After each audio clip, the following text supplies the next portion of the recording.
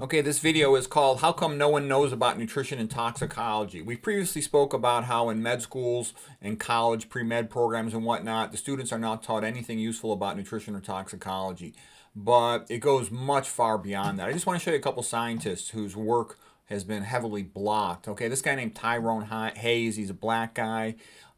He was doing research. He's at Harvard as well as some other big name universities, and he discovered problems with atrazine, causing male frogs, young male frogs turn into female frogs.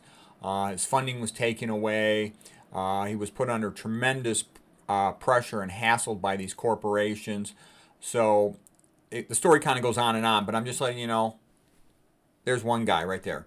Because atrazine is big money. And it's big money, too, in sterilizing people with these, what I would think, increasing their risk of infertility with these estrogenic chemicals. Plus, atrazine is a mitochondria inhibitor. Therefore, it's also potentially a neurotoxin. And this is routinely sprayed on, let's say, corn.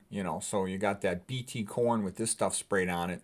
It's going to be estrogenic, plus who knows what are the other effects, GMO and whatnot. Okay, here's this guy, Gilles Eric Seralini, okay, and he did a lot of research on glyphosate and GMO and Roundup and stuff.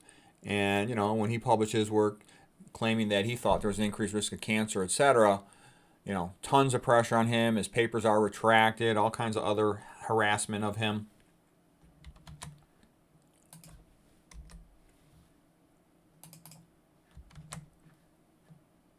Okay, let me just get to the right slide here. Okay, here we go.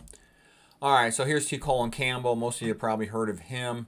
He wrote the great book, The China Study. He did the work that showed that animal protein was the number one most important carcinogen in the world. And of course, they tried to fire him, but he had tenure, and that enabled him to keep his job with some difficulty.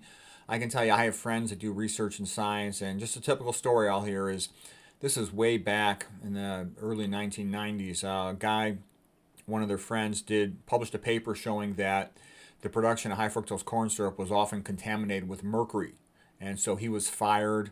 I can also tell you, I've tried to publish papers about my theories of dementia, my theories of spinal degeneration related to nutrition and toxicology, and you can't get funding. The papers will not publish the papers. The journals won't publish the papers.